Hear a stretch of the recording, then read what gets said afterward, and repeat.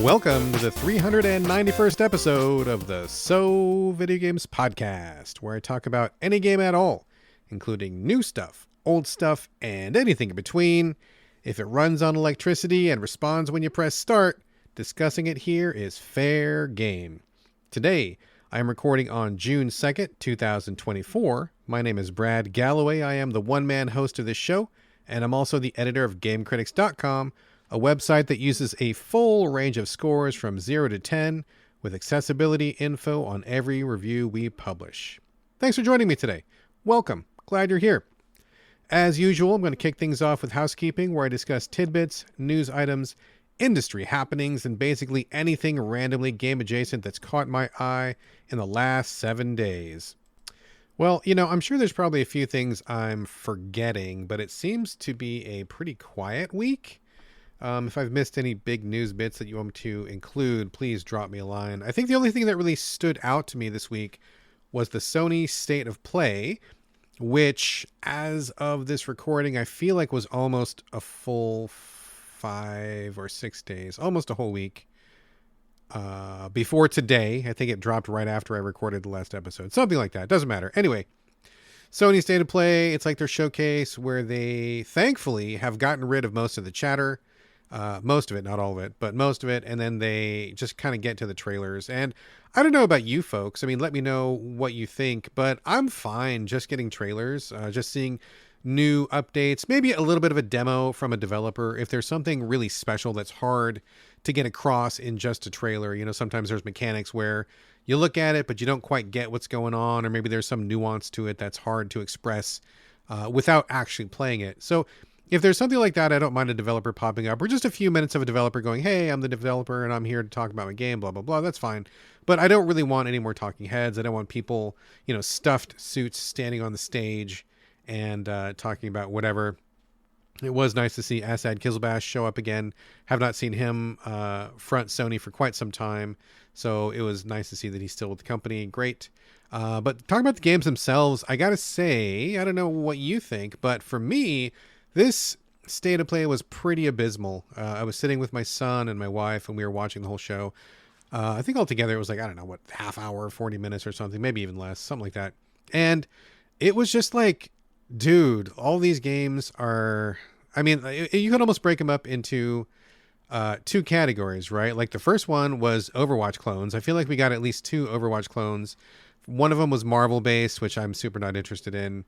And the other one is a brand new property. And it was weird because they kicked it off with this extremely long cinematic, which was okay. I mean, yeah, CGI looks good. I mean, good quality graphics and stuff.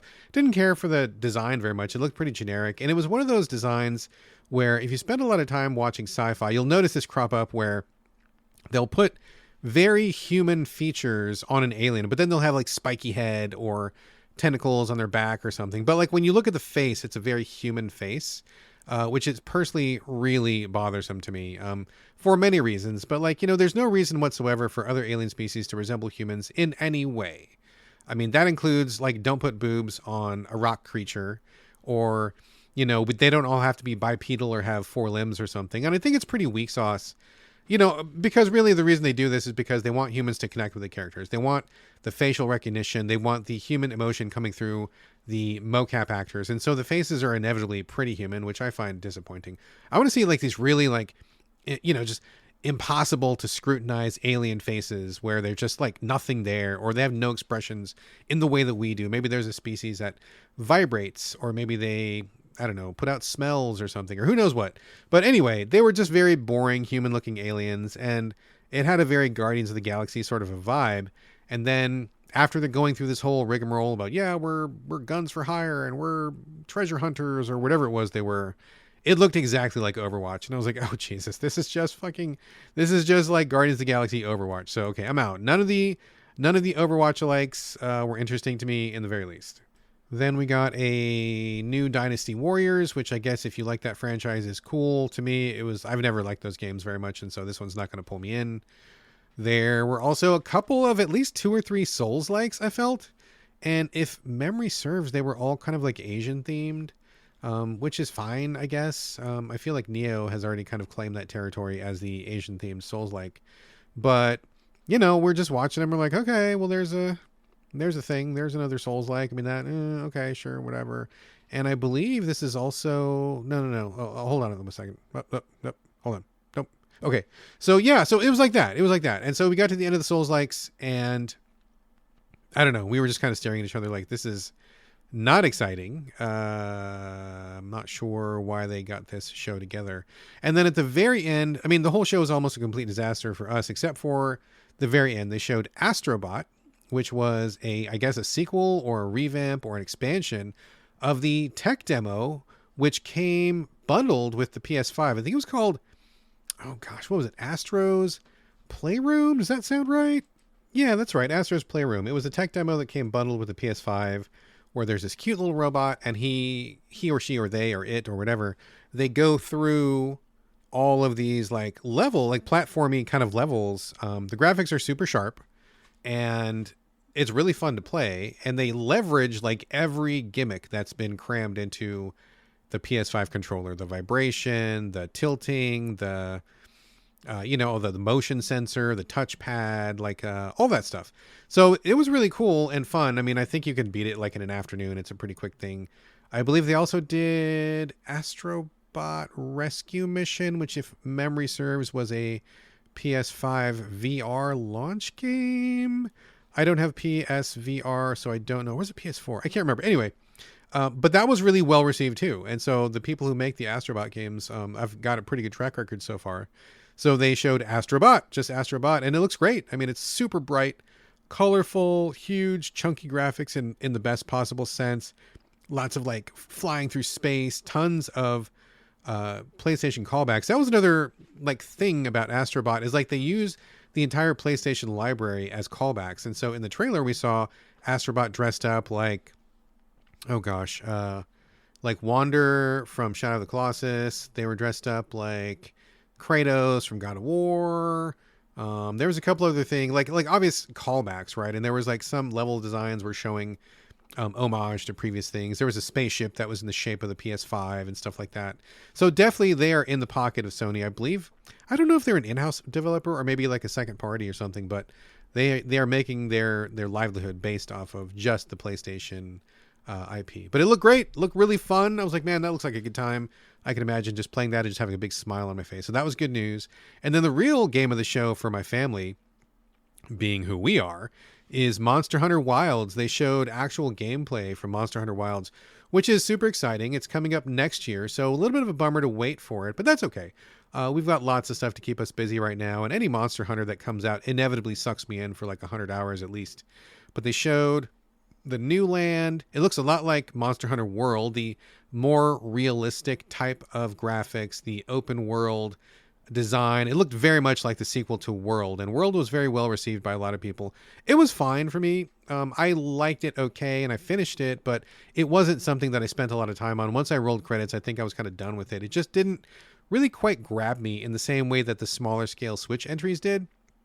But I would be very glad to get back into a new Monster Hunter. It feels like it's been a while, and the whole family was excited. They showed a lot of Great Sword, which was wonderful. It's one of my main weapons.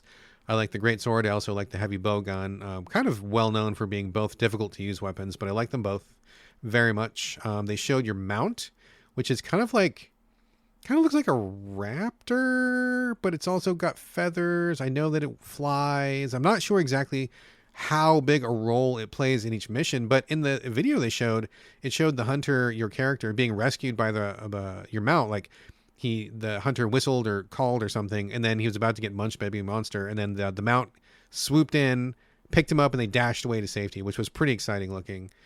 So there's, I'm sure many mechanics we don't know about yet. I'm curious to see if we're going to get any brand new weapons. But that was really great. So I'm very excited for Monster Hunter Wilds. That's a day one purchase if I can't get a code for that. Probably purchase times 3, since everybody in my family plays Monster Hunter. We play it together. So it'll be a copy for me, a copy for the kid, a copy for the wife. So Capcom can count on getting at least 3 sales out of my household. But that was it. Other than those 2 games, I thought the rest of it was just really boring and unremarkable and not very impressive. Too many games of the same type, and they all kind of just blended together, and they all kind of just looked like, whatever. There was also a demo recently. This is not in the state of play. This is something completely different. One of my writers sent me a message and they were like, "Hey man, can we get a code for this?" Which will work out later. It's not anywhere near ready, but whenever a writer shows interest or something, I keep a little notepad, and I they let me know when games are coming out that they're interested in, and then sometimes that'll turn me on to those games, or it'll put something on my radar that might not have already been there. And this was one that was not on my radar. It's called Enotria, Enotria. This is another Souls-like, and I do like Souls-like, but I'm kind of, I don't know, I'm kind of done with like your basic Souls-like. I need like the different ones now. And this is put out by an Italian team, and I've heard some people call it like Italian Souls or something like that. I guess I'm not sure why this one is generating buzz, because my writer seemed pretty excited about it, and I talked to him about it, and I understand why, but I wasn't sharing that feeling. And I've seen a few other Souls-like people talk about it. Some of the prominent Souls-like YouTubers have already got their videos out. I think we watched Little Aggie, I think, is one of the ones that my son likes, and he had a video up about the demo for Enotria, which is available now. It just looked rough, man. It looked really rough. Animations look janky. Your main character is like a wooden puppet, so I don't know if they're playing off the Pinocchio thing. But spoiler, Liza P got there first, yo. And it just didn't look very good. Like, the parry looked kind of janky. I don't know, just nothing about it was standing out to me. And the art style itself was kind of gross looking. It's just not in a good way. Nothing about it was appealing. I guess the hook of the game is you get 3 or 4 different masks that you can equip at once. And so with the push of a button, you can switch between, I guess, builds or classes, I suppose. I've seen a few other recent Souls-like do the same thing. And honestly, I think the other ones are a little bit more interesting to me. But in the video, the character was kind of switching back and forth between, like, I don't even know what they were supposed to be. Like, one was like a thief looking kind of an outfit. It looked a bit like Bloodborne, honestly. And the other one was, I don't know, whatever, random fighter or something. And it was like, okay, I mean, that's a cool idea, but I don't know. So I guess I'm just a little bit at a loss as to why Enotria is getting so much attention. It doesn't really seem to have earned it right now, especially with so much competition in the Souls-like genre.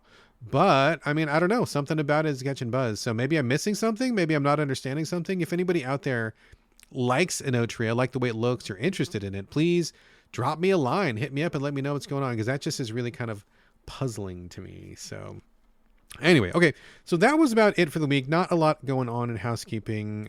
Let's check my notes here. Okay, before I get to the main portion of the show, just a quick reminder that anybody who would like to can help support the podcast by going to patreon.com/the So Videogames podcast. Every little bit helps with the cost of hosting and such. We bring you the show every week free of charge.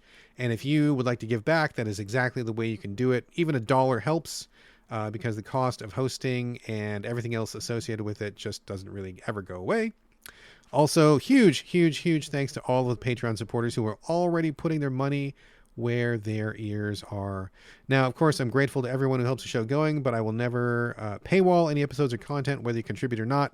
I do want everybody to get the same great show free of charge every week. Also free of charge is the So Videogames Discord, which anyone who listens is welcome to join. If you want to pop in and continue the conversation after the show, just shoot me an email or contact me in some way, and I will send you all of the details. All right, I think that is it for the preamble. Let's get to the main content here.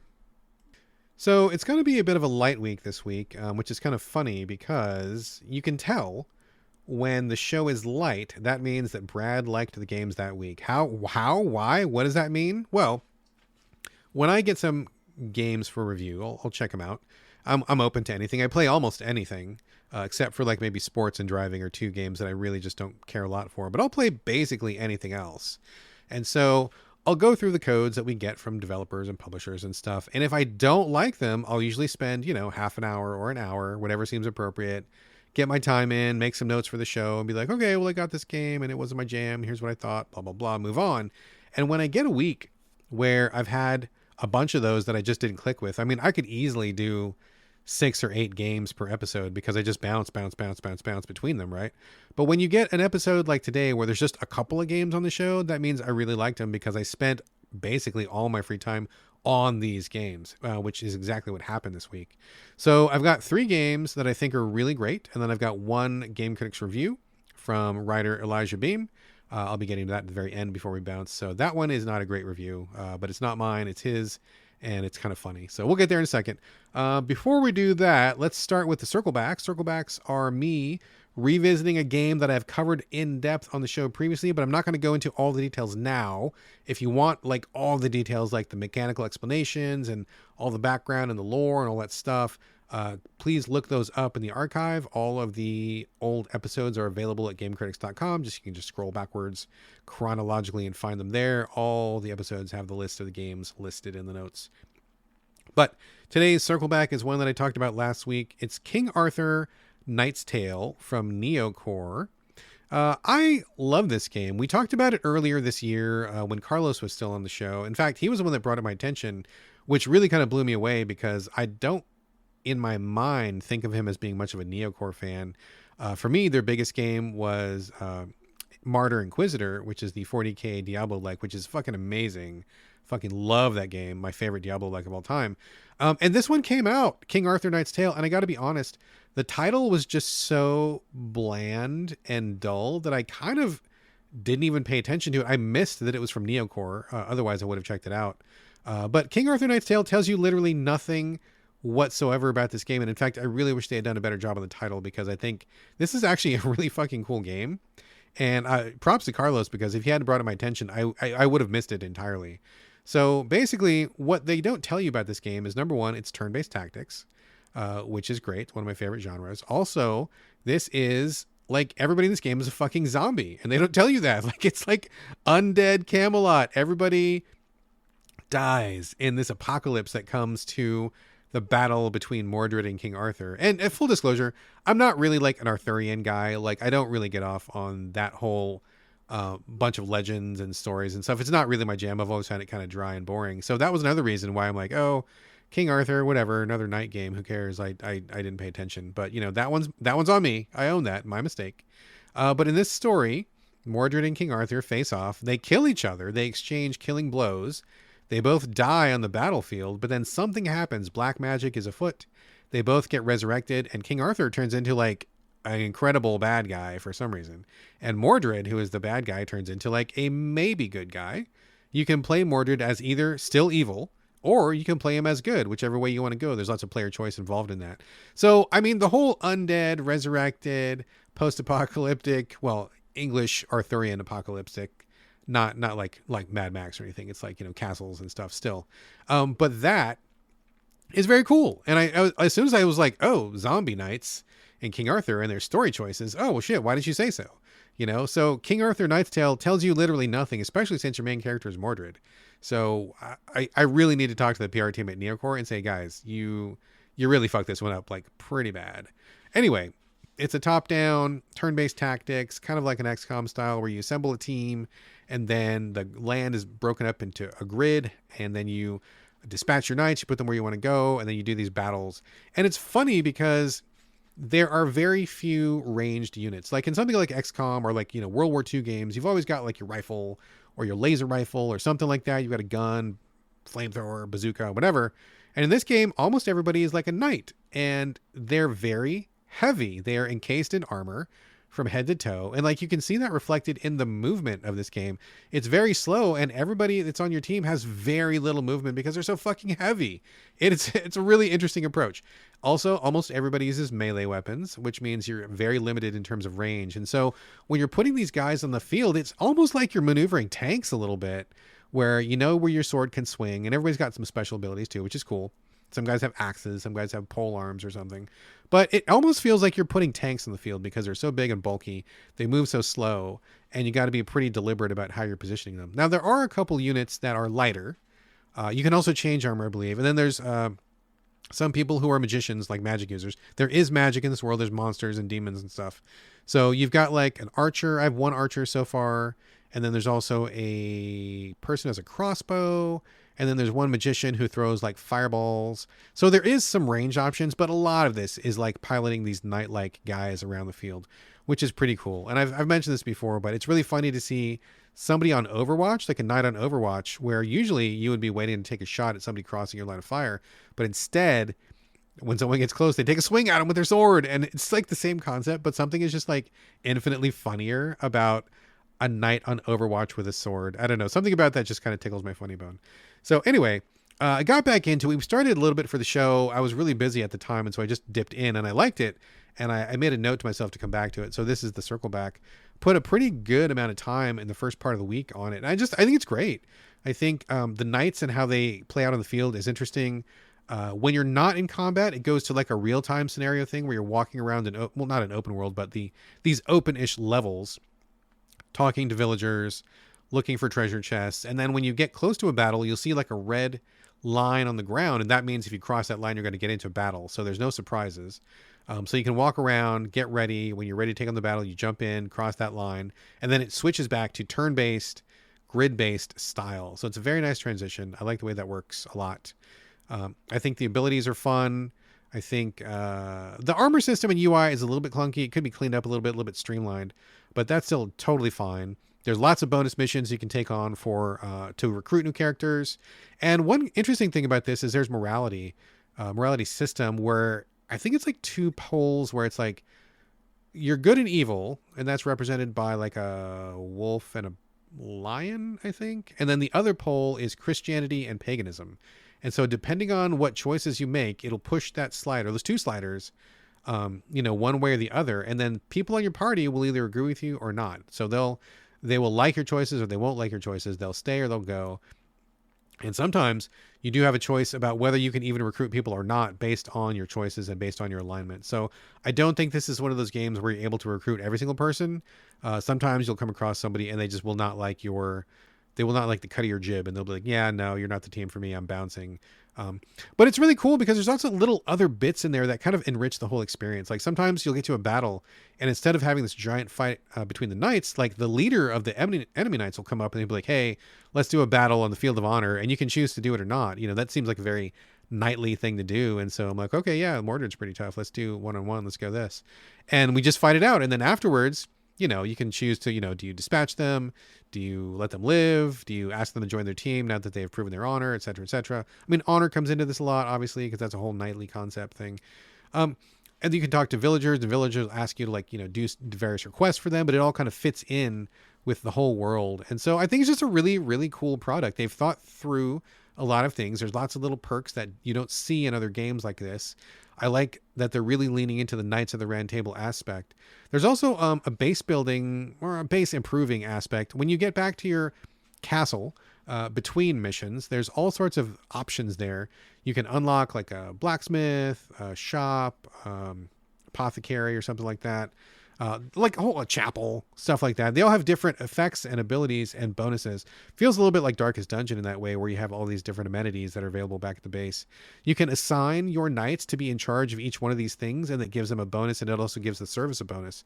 Like, let's say you're at the healer's office, and if no one's in the office, you can still heal and stuff, but it's fine, but it works okay. But if you put somebody in charge of the healing office, all of a sudden you're getting a better return, you're getting better healing, it heals faster and stuff like that. You can also upgrade all those things and unlock some secrets. I think it's just a really well-designed system.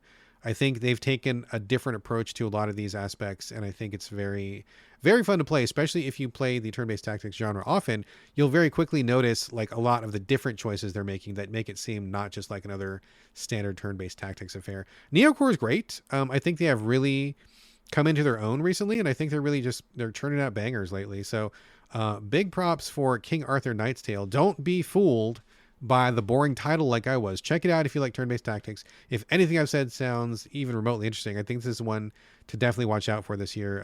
Definitely a sleeper hit if you like the genre for sure. So big thumbs up. I will absolutely endeavor to finish this. I'm really enjoying it quite a bit. So I'm going to try to roll credits, and I'll talk about it again once I do. All right, there we go. King Arthur Knight's Tale from Neocore. Playing it on Xbox, but I believe it's on both Xbox, PC, and PlayStation. Yes, the PlayStation. All right.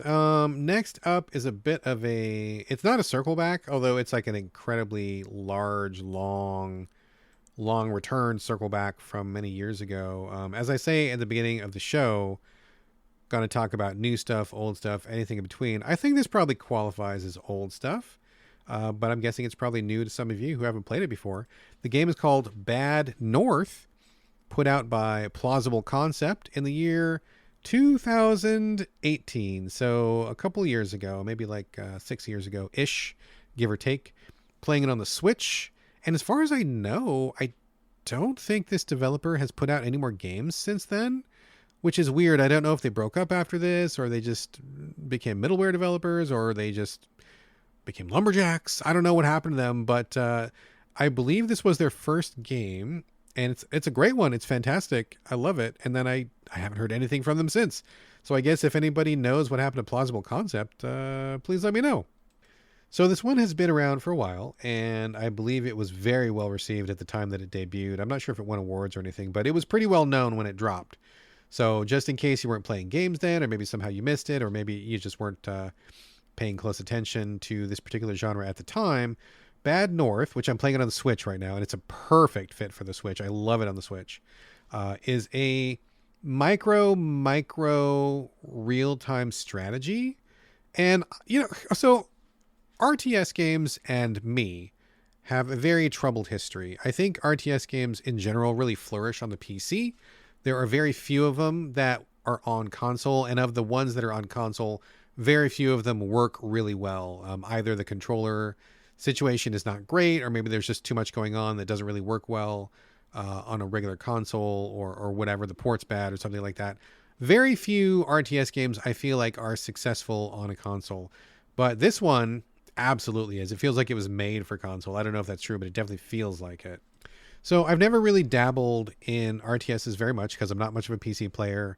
And this genre in general is one that I just don't get on with. I think I've heard some people tell me that if you grow up playing RTSs, then you like them. But if you try to come to them later in life, it's usually a fail because they encourage a very specific set of skills. You also have to multitask a lot. And also you have to manage many different things on many different areas.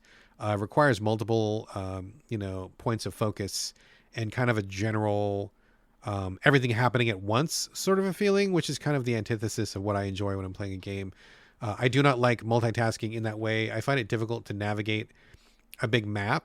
Usually RTSs that I've played have maps where you cannot see the entire screen at once. And so what ends up happening is I'm focused in one area trying to build resources or fight back something. And while I'm focused on whatever's happening on the screen, something's happening off screen that I'm not paying attention to because I don't see it. And I'm not used to like looking at the minimap and looking for hotspots all over the place and jumping around to like different battlefields and stuff. So traditionally, it's one of my weakest genres. I have very little experience in the genre. I am not good at this genre, and I just don't think it's really meant for me, especially the PC iterations of like anything. But there have been a few that I've gotten on with that I've really enjoyed. And it's always been a thing where I kind of just like quietly wish to myself, gosh, I wish somebody would make an RTS that was not as aggressive, or that was easier to play on a console, or something that had a scaled down sensibility that didn't require you to be like this PC mastermind with 8 arms and, an IV of Mountain Dew in order to play these effectively. And Bad North feels like entirely tailored just to fulfill all of those wishes, which is probably why I think it's so awesome. So it's an RTS on a micro scale, but it's also a roguelike as well. So maybe that's also like helping me like it a little bit more since I'm Mr. Roguelike. Basically, you start the game on a series of islands, like just a whole string of islands. You start off on island 1 and you get a couple of little troops. They are kind of randomly generated, I believe. You get like a little portrait of your captain, and then you have like swords or something, and that's it. And you're on this small island. The islands are always really tiny. So if you imagine the Switch screen, the island, I think at the maxed zoomed out camera angle is only like, it just takes up a little bit of the real estate in the middle. Like there's still plenty of like water around the island you can see. And it's just very small. It's like a little beach, maybe a little hill, and a couple of houses on top of it. Like that's it. Like it's very minimalist. In fact, everything about this game is absolutely minimalist. The menus are super minimal, art style super minimal. Your soldiers, which are like little Viking dudes, they look like, I don't know, blue triangles with heads on top of them. And I don't say that in a bad way. I think it works. It absolutely works. It looks good for what it's supposed to look like. And it's not too busy. It's not overly laden with menus or stats or numbers or anything. It's just super, super clean presentation, super, super clean, streamlined everything. And I think it just is fabulous. It just works so well. So you start off on these little islands. You got a couple troops, a captain, and then each captain has like, I don't know, like 9 soldiers that they command. And so you sit on your island and you wait. And the island is surrounded by water and fog. And after a little while, enemy Vikings will come in from the fog in these little canoes, and they'll come straight towards your island. You can see them coming, and usually you get like about 30 seconds before they land, give or take. I mean, I guess it depends on the difficulty level. But you'll see them coming, and you're like, oh, snap. Okay, I got to move my troops to make sure that we meet them on the beach and kill them before they can get to the island. Because if they get to the island, they will burn down your houses, and you need those houses because A, that's where you can replenish your troops if you need to. But B, more importantly, when you finish an island by killing all the enemies, however many houses left is the money you get that go towards upgrades for your soldiers. And because this is a roguelike, you want to be constantly upgrading to eventually get to the end of a run. Speaking of which, I don't know if you can even finish this game. I assume that you roll credits at some point, but to be honest, I never finished it back when I was playing it in 2018.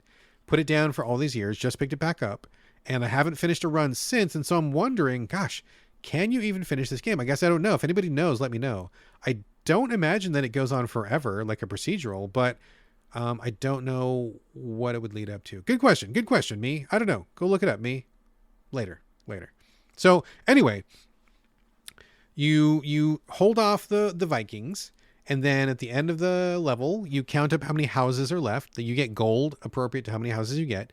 You go to a menu screen and you can level up. You have enough coins, you can level up your weapons. So for example, you start off with these basic soldier guys. They're just kind of standing around in a shirt and a sword.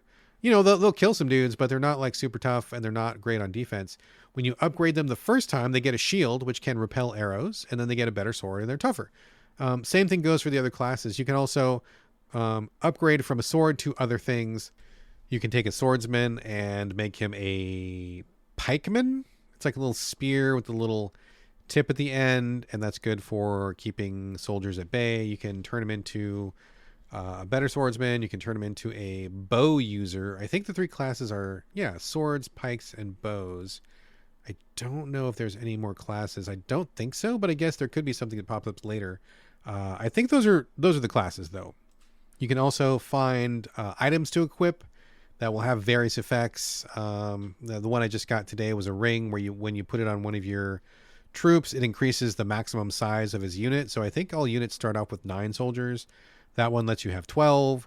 So you've got extra arrow power, extra sword power if you need to increase your defense. And so that's basically the whole formula right there. Like once you finish an island, you get to choose which island you want to go to next. And you'll see ahead of time how big the island is, how many enemies you can expect to fight. You'll see if there's anybody you can recruit. If you want to add to your army, you start off with just, I think, 2 units. A max size per island is 4, but then you can recruit more people that you can have waiting in the sidelines in case one of your team gets tired or something. There's this other aspect to it. Since it's a roguelike, I'm not sure exactly what's going on, but like you are traveling from left to right, and after each round, it's like a line cuts off the islands that are behind you. I don't know if it's supposed to be like a wave or bad energy or something. So you can't go backwards. You can only go forwards. And at certain points, you have to like move fast enough so that you can beat the wave. You have to keep going and keep going.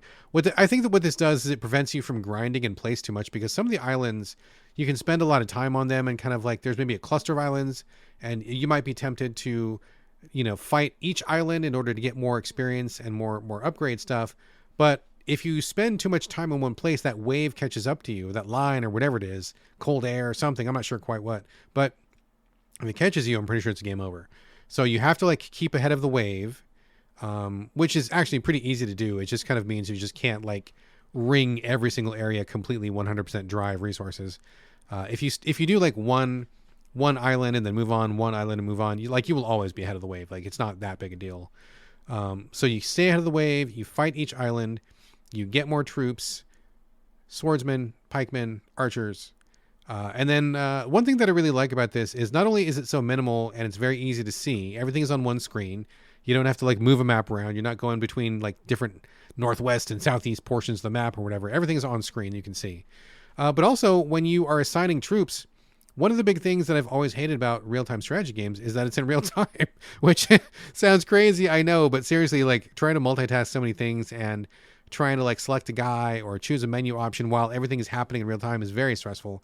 I'm terrible at it. So in this game, you don't pause exactly, but you can hold the left shoulder button on the Switch, and the game slows down by like 99%. Like, it's not totally stopped, but it might as well be totally stopped. Like, you could pause that thing and it stays paused for a good long time, and you can cycle through your troops, pick the one you want with a little simple cursor, which works really well with the Switch stick.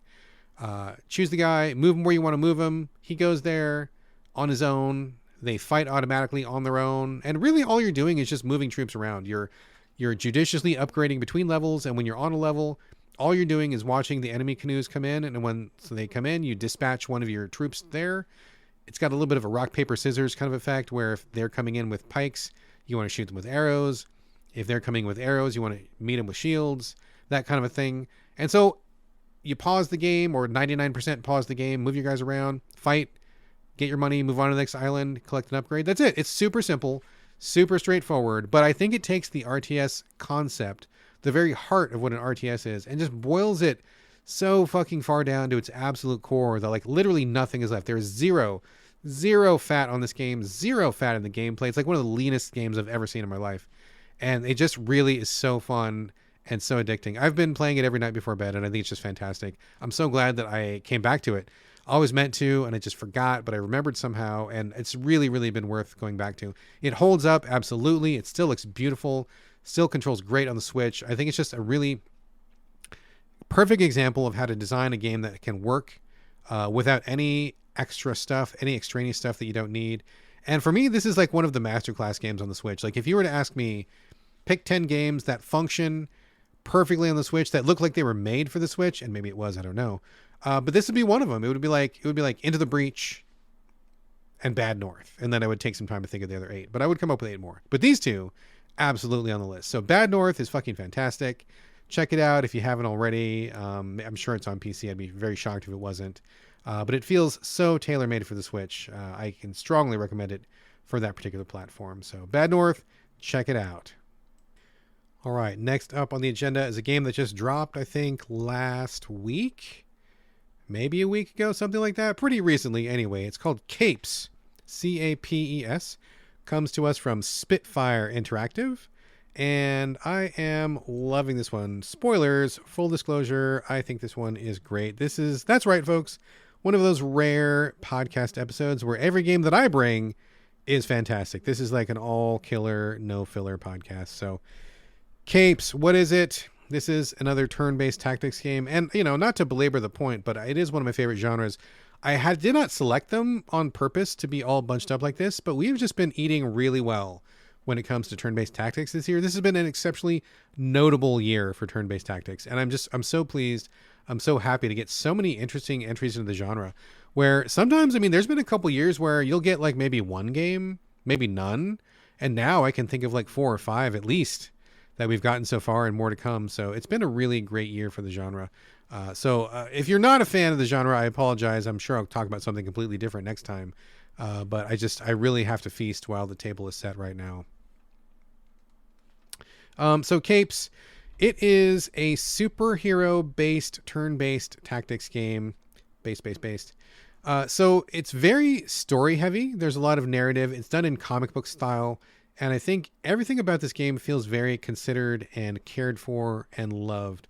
You start off with the premise that you are in a city in America, I think it's America, where people have superhero powers in general.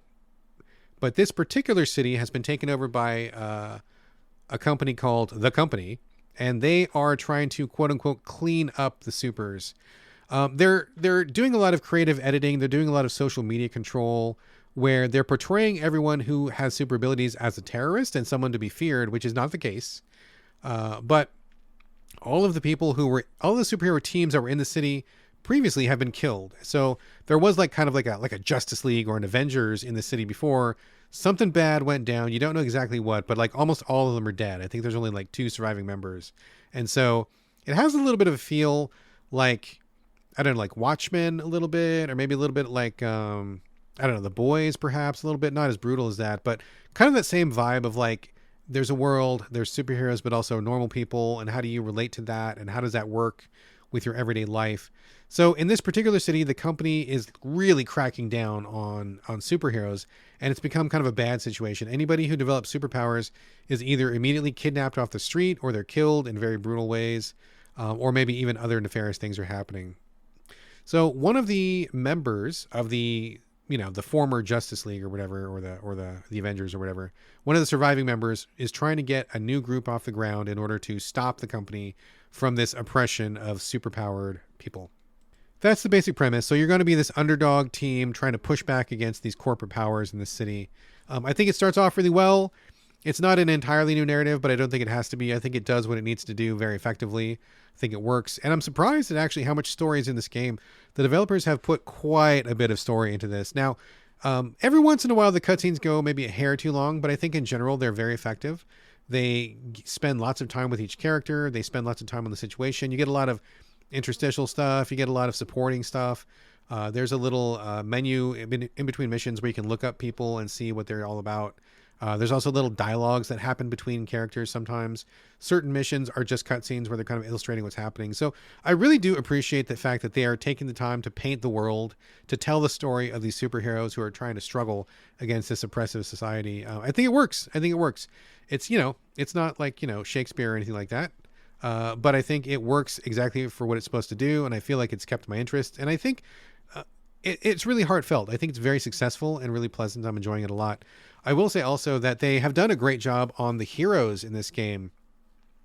Designing superheroes is tough. We are in an era where superheroes are not just comic book nerd shit anymore. They're like big business.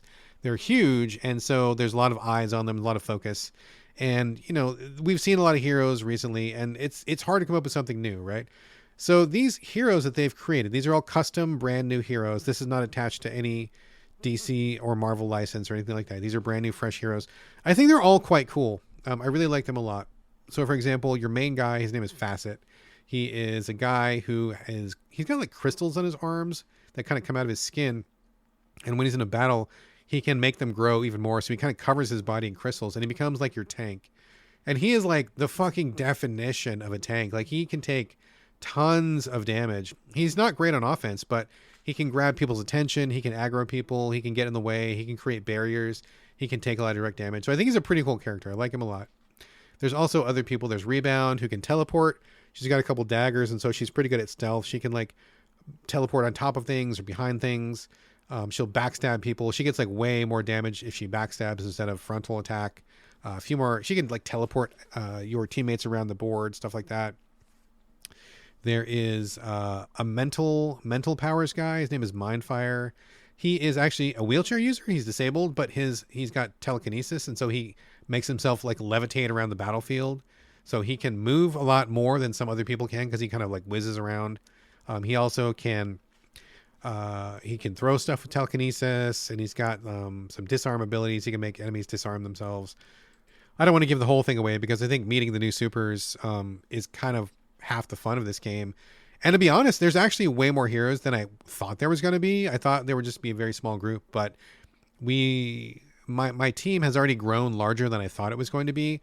And I know for a fact there's at least one or two more heroes that I haven't seen yet because I have the art book that comes with this, the digital art book, and I saw that there's a few more heroes coming. So I'm waiting to see how that pans out. But you have a pretty diverse team of heroes, and you cannot bring them all with you at once. So you get in that situation where you have to pick a team of 4, and maybe you've got 6, maybe you've got 8 people all together, but you can't bring everybody. So you're looking for synergies, and synergy is like one of the absolute hallmarks of this game. One of the things that makes it stand out more than other turn-based tactics games. One of the ways it's different. So not only is that it's superhero based, which is already itself slightly different than other games, but you're always looking for team ups. Like they really hammer the point. Like you have to be a team in this game. You have to work together. And so how that manifests is in actual literal team ups. So for example, if you are controlling Rebound, the teleport lady, and she wants to do backstab, she's got a couple knives. She can do the job. But if she works with Facet, the guy who has crystals, she'll be like, hey, Facet, give me a crystal. And he'll create a crystal, give it to her, like this giant crystal, like, spear or whatever. She'll use that instead of her knives, and you'll get like, 0.5 extra damage or something like that. Or, for example, there's Mindfire, the mental guy. If you're working with rebound, if she's facing an enemy that's looking right at her, she's not going to get the damage bonus because it's not a backstab. But Mindfire can actually mentally force that guy to turn around and look the other way. And the guy will be like, what's going on? What's happening? And he turns around. And then while his back is turned, Rebound comes in for the backstab. So you get like synergies like that, which I think is fucking cool. It's really easy to do them. It doesn't cost anything extra. The only real requirement is that you're close enough to your teammate to do it. So if you have teammates on the opposite side of the map, that's not going to work because they're not close enough to actually pull it off. But as long as they are in physical proximity close enough, I think you can do those, and it's not, it doesn't cost anything extra. And most of the time you get a big bonus for doing it, some extra benefit to it, more damage or something like that. So I think that's a great idea. Great design. I like that a lot. Positioning is also really important, and I know that's pretty common to the turn-based tactics genre, but even more so here. For example, you get a guy later on who can do lightning, and he can shoot lightning, but the lightning chains between things on the battlefield. And so most of your enemies have like a push ability, like you can shove a guy. Sometimes you can shove him a little bit, sometimes you can shove him a lot. And there's this whole other layer of like positioning on the battlefield, like this kind of metagaming going on, where let's say, for example, you've got the electricity guy and there's maybe like 8 guys on the field. It's going to be really hard to take them down one by one. But if you maybe have one of your other heroes push a guy, he ends up getting pushed and standing next to another guy. You can have Facet create a crystal. Crystals are electrically conductive. If you put a crystal at the end of where the guy is standing, and then you hit it with the lightning, it'll go into the crystal, go into the guy that you shoved, and then from that guy, it'll go to like the other 6 guys that are on the field. And then instead of hitting one guy, you'll end up hitting like all 8 guys, which is really powerful. And you take out huge crowds like that. So you're constantly looking for opportunities where you can leverage the position of where people are. So moving enemies around becomes very, very, very important. So between positioning of the enemies via your abilities and the ability to do team ups for extra damage based on your proximity to your other players, that in itself gives it a very, very, very different feel. It may look on its surface like any normal turn-based tactics game, but it does not feel like that at all. And in some cases, it feels almost like a puzzle game where you're up against these really insurmountable forces and you have to really think carefully about what you're doing, what the next step is going to be, what's the best way to leverage who you've got on your team. Because if you just try to slug it out one-on-one, you're going to get overwhelmed pretty easily. And the interesting thing about this is that there's no healing in this game. There's no healer. There's no magical healing ability. There's no potions, nothing like that. So whatever health you have when you go into battle, that's what you have for the whole battle. You can get knocked out and you can get revived, but only one knockout. When you get revived, you can come back with half your life. And if you get knocked out again, you're dead. And most of the time, if any of your teammate dies, the whole mission's over. So you've got to be very, very judicious about using your team ups and protecting your people from damage and really leveraging all the systems available to you, because you cannot just like use a health kit or use your healer and then like make up for the mistake. So in that way, it's pretty tough. It really requires something a little bit different than normal. So I think the story is great. I think the characters are really great. I love everybody on the team. I wish I could go into more detail about them, but I really don't want to spoil it all. I will say this game feels very LGBTQ friendly, which is a huge plus. I really like that a lot. I think just the overall premise, everything about it really hangs together well. You got your side missions, you've got some dialogue sections, you've got your main missions. In general, in large strokes, I think this game is fantastic. I do have a couple issues with it though, so let me get to those issues really quickly. One big issue that is not really an issue, but it is for me because I'm so picky about art. I went to art school before. I was a pretty good artist in a former lifetime. I do care a lot about art. And so one thing that doesn't work for me that well is in the cutscenes, you have these really awesome hand-drawn portraits of your characters.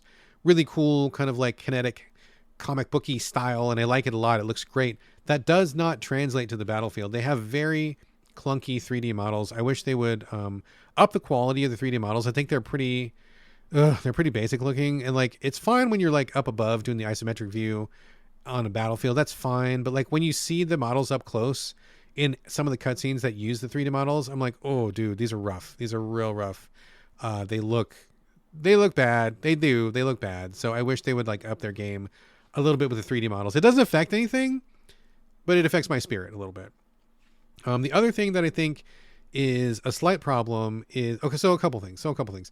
This is one of those games where you have a shared pool of experience points, which is not great. I prefer that everybody has their own experience points. And there's several ways to do that, but you finish a mission, you get your XP, you level up one guy and then there's no points left for anybody else. And so I think that kind of like slows the whole pace of things down.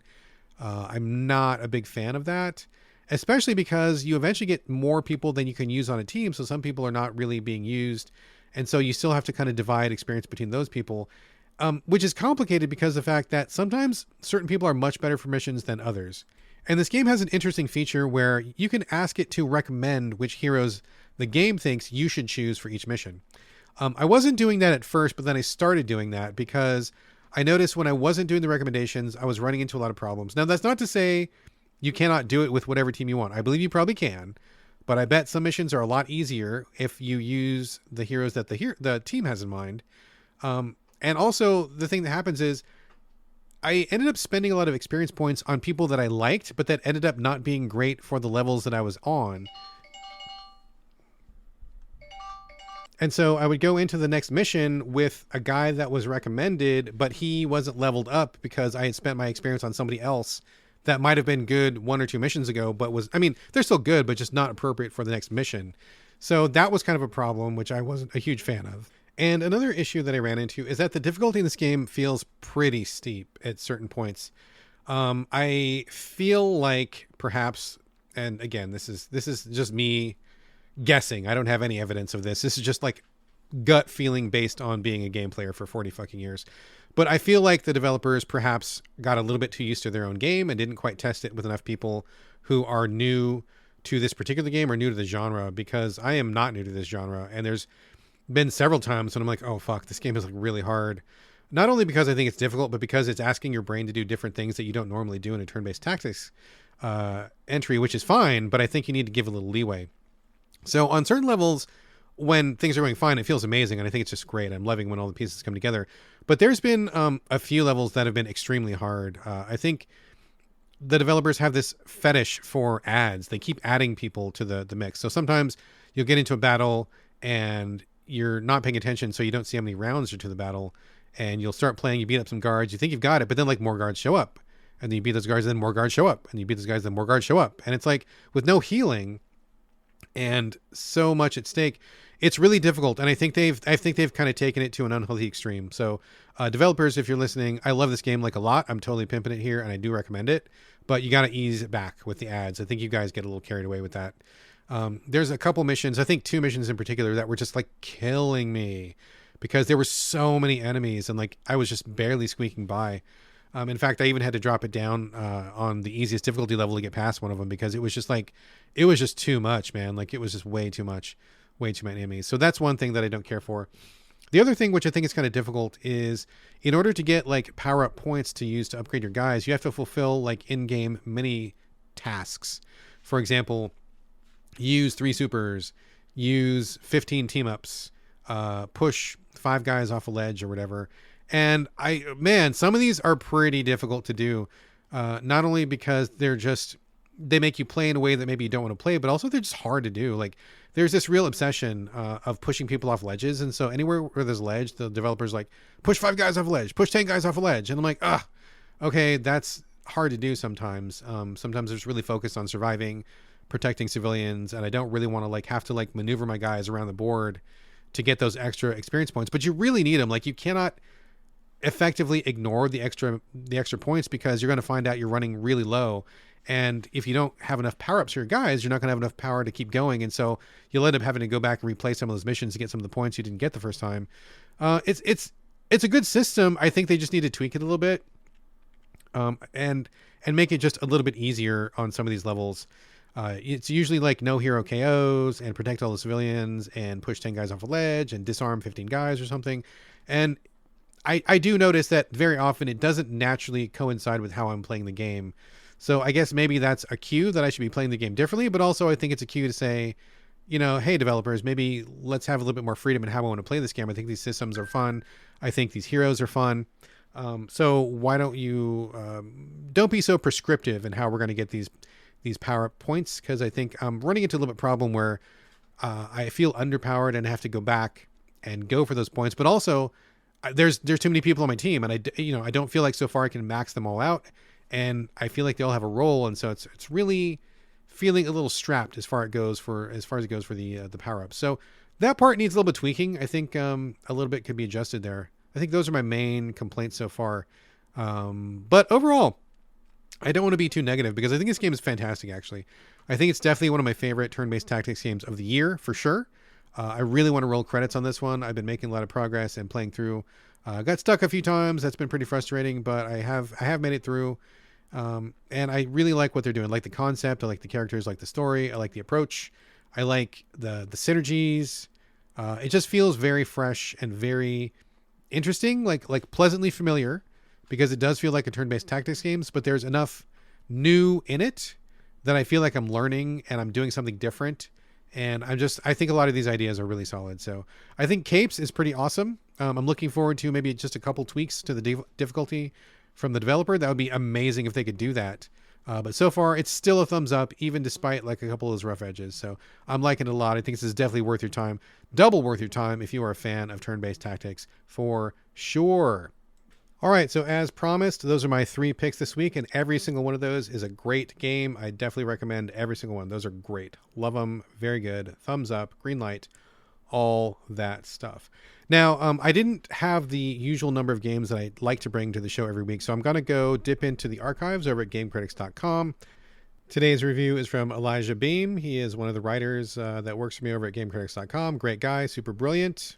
Today, his review is Lorelei and the Laser Eyes, coming to us from Simogo, and it's a recent luminary in the indie scene, although I think that perhaps his take is slightly different than a few other people's. So let's get to it.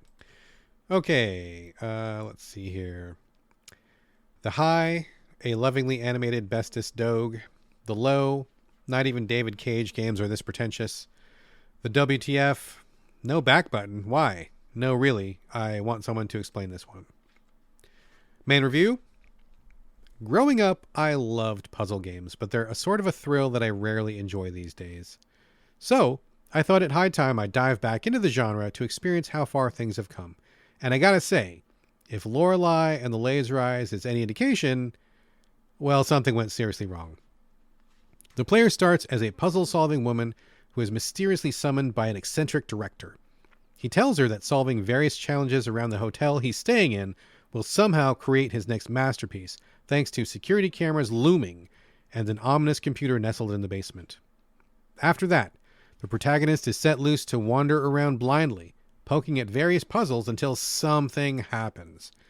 This is somehow even less exciting than it sounds. Let me make something abundantly clear from the start. Lorelei is not like Simogo's action-oriented Sayonara Wild Hearts, nor is it leaning into survival horror as the trailers might have you believe. No, instead it ascribes to be Myst, but more archaic and navel-gazing than I thought a game could be. And I'm a guy who enjoyed Observer. Weird titles are my jam, but this, it pushed me to the point I would have rather been doing my taxes. What can the player expect? Well, a typical sequence goes something like: find a combination lock, poke around to find a hint to the number combination, then tediously enter it. Rotate some symbols until they make out numbers for a different combination. Identify those numbers that are thinly hidden in a wall painting next to a keypad to understand the order in which to enter them, in which to unlock a door, and then you do some math to, solve another combination lock. Even the most clever puzzles, like the ones toying with perspective, kept resulting in more glorified numerical passcodes. It's really reductive of what the puzzle adventure genre is capable of. There's also no clear difficulty curve, with some sections being bafflingly simple, and others feeling like they were made for those who have nothing but time on their hands, and don't even blink at spending a week before trying to brute force a combination. Look, I'm all for games that want players to break out a notebook or take pictures with their phone, but this is less about solving logic as it is playing Where's Waldo with symbology. While the somewhat non-linear nature of the game meant I could take things in any order I desired, this also meant the clue to the solution I actually needed might be anywhere. For example, I solved an entire series of arrangement puzzles that were clearly giving clues to another room's association of values with room shapes, yet figuring out what phone number I needed to dial the hotel room had me going cross-eyed. Solving each puzzle gave me no pleasure. Instead, they just made me sigh in relief that I was that much closer to being done. There's a big difference between esoteric and frustrating that has been wildly misjudged here. And I'm not just talking about the puzzles. The entire affair feels so self-possessed with its own importance that it feels more like a lecture than a game, and I'm expected to be constantly note-taking over every minute detail. Is it my fault that I don't know two algebraic terms were supposed to be angles with no other context to go on? Apparently, since Simogo made things so opaque. Adding insult to injury, the controls are genuinely inexplicable. Who designs a puzzle and inventory-based game without a back button? No, every button or key that isn't dedicated to basic movement serves the dual purpose of interact and bringing up the protagonist's mind palace of clues and to-do tasks. This means that whenever one gets a puzzle wrong, they have to re-enter the puzzle, then navigate back, which is sometimes 5 or more steps, to try again. But hey, at least it's pretty. The developers have managed to blend classic black and white film aesthetics with brutalism and Renaissance architecture beautifully. The limited color range and contrast of low to high poly assets is wonderfully executed. Overall, it's genuinely profound for me to be this turned off by an experience. It's not even the good kind of bad where I'd be morbidly curious to see more. My review may be scathing here, it may be disapproving, but the tone is not one of an angry man yelling. I'm just so damn tired and bored. The fact that I was thinking about anything and everything else I could have been doing other than playing Lorelei really spoke volumes to me. There are glimmers of clever moments caught in a sea of busywork here, but take away the shoddy controls and the obsession with layered math problems, and what are we left with? Someone's absurdist thriller mystery that's so esoteric that it's hard to even care. Honestly, I can't recommend Lorelei and the Laser Eyes to anyone other than the most patient and experimentally inclined players in the world. For everyone else, heed my words of warning and sit this one out. All right, Elijah, thank you for that review, and you can read the piece in its entirety over at GameCritics.com, along with all the other reviews we have in the archive. I think we're up to like something like 9,000 different reviews, like literally. So give them a once over, see if there's maybe something there that you want to read up on. I've got several thousand reviews of my own in there. And, that's not a joke either. That's not an exaggeration. So if you want to read some of my writings or some from the other amazing Game Critics staff, please go on over there, GameCritics.com, and check it out. Okay, that brings the game portion of the show to an official close, but I do have a few non-game things to mention this week. Usually it's TV or movies, and that holds true today. First is a TV show that I'm watching on Disney Plus with the family, and this is a family show. So if you're not like interested in family appropriate things, just go ahead and skip ahead a minute. It's called The Secrets of Sulphur Springs. There's 3 seasons on Disney Plus. We just got to season 2. This is a really interesting one. It is definitely kid oriented. It stars a couple of young kids, and it's about families, and it's all very safe and approachable. So it's not too scary or anything. But the premise is that this family moves into a big old house that used to be a hotel. They think it's haunted, and I don't think it's giving away too much to say that what ends up happening is it's kind of haunted, but also it's kind of a time travel story. The kids end up figuring out that there's a time machine in the basement, and the ghost that they think is haunting the hotel, they travel back through time and meet that person in real life as they're still alive in the past, which to me was like an incredibly fascinating premise. It was like, okay, we're haunted by this ghost. We think we know who the ghost is. Let's go back and see what happened. Why did they become a ghost? They get in the time travel machine, and then there's the person. And so in one reality, the person is there. They're talking to them, hanging out and stuff. And then they go back to the present, and it's like a ghost. And it was so weird. And I don't think I've ever seen a TV or movie that really did that before, where they jump back and forth between living, unliving, ghost, and real. It's just a really fascinating concept. And I think if, you do a little suspension of disbelief, something about the same level of disbelief that you would need for something like Doctor Who or something like that. I mean, there's no hard science here. There's no science fact going on. This is strictly like science fantasy. But if you can let go of that and just roll with the story, I think it ends up being pretty neat. My son is really addicted to this. Like he cannot stop watching it. We've been barreling through the episodes at a breakneck pace. And I got to say, it's pretty good. It starts out a little rough and bumpy, but the actors find their groove pretty soon. And then the story just takes all these weird twists and turns, and it's so fascinating. It kind of ends up being a little bit like a Back to the Future sort of a story, although ghosts do remain part of it. So it's both sci-fi and fantasy and a little bit of horror, and it's also family friendly. And I think it's just really great. They also examine a lot of the connections that make family what it is, and about how people can have grief and how that affects things. I think it's just a great show. Really great family show. The Secrets of Sulphur Springs. We're on season 2. There's season 2 and season 3 left, and then we'll find out what happens at the end, and I'll report back. But so far, if you are looking for a good family show, or just something, if you don't mind something that skews a little bit younger and you want to chill out with a good show, this one has definitely been keeping our attention for sure. So that was a TV show, and I watched a movie just yesterday, Godzilla Minus One. We have been waiting for this one for a while, and we didn't know where it was coming or what was going to happen. We were Googling it last week to figure out, can we download it? Can we stream it? What's happening? And at the time, just like last week, they were like, yeah, no plans to bring it to America. Liars. The plan was to bring it to Netflix. It's on Netflix literally right now. It dropped, I think, last night at midnight. And there's no charge. Like, you just watch it just like on Netflix, like any other movie. We were like, oh, snap. Okay, I know what we're doing today. And man, that movie's fucking great, dude. I knew it was good. People said it was good. But I got to be honest, I had my guard up, because the last time somebody told me a Godzilla movie was good was Shin Godzilla. And like, look, real talk, okay? Real talk. Shin Godzilla fucking sucks. That movie is not great. If you come to it for the kaiju action, there's barely any kaiju action in it. And Godzilla looks weird. He's like this kind of like belly crawling worm thing. And it's just, the whole thing is just strange. And the action wasn't great. And it's also about like government bureaucracy and red tape. And people were telling me it was like hilarious and what a send up of political systems. And I was like, man, it's boring. It is so fucking boring. So Shin Godzilla, despite the fact that everybody and their brother was falling all over themselves to celebrate it when it came out, I just didn't see it. I didn't see the appeal. I thought the movie was really boring, and I'm a big Godzilla movie fan. So when people said Minus One was good, I'm like, okay, yeah, maybe we'll see. No. They were right. Godzilla Minus One is fucking awesome. It's a very interesting film, and it's also interesting because Godzilla, my wife looked it up on IMDb. Godzilla is only in it for like 9% of the movie, and the rest of it is like other stuff. But man, it's so impactful when he's on the screen, and the rest of the stuff is so fucking interesting. Like, it all just totally worked. So I'm definitely not going to spoil anything, but the basic premise of this is it's kind of just like a reimagining or just a reboot on the whole Godzilla thing. It takes place right after the end of World War II.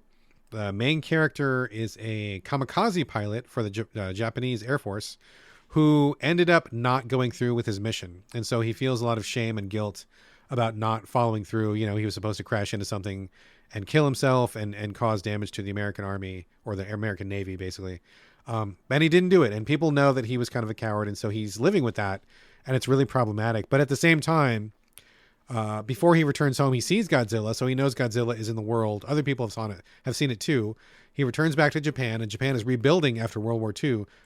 So we get a lot of views of the devastation that happened in Japan, like the bombs going off, all the raids, there's like houses that are destroyed all over the place. Lots of people are dead. I mean, everybody's like really impoverished. There's danger of starvation. So it's a really terrible situation all around. And in one way, I think that's really an amazing thing to see, because I realize that, you know, as an American myself, the Japanese were on the other side of things in World War II. I get that, I get that for sure.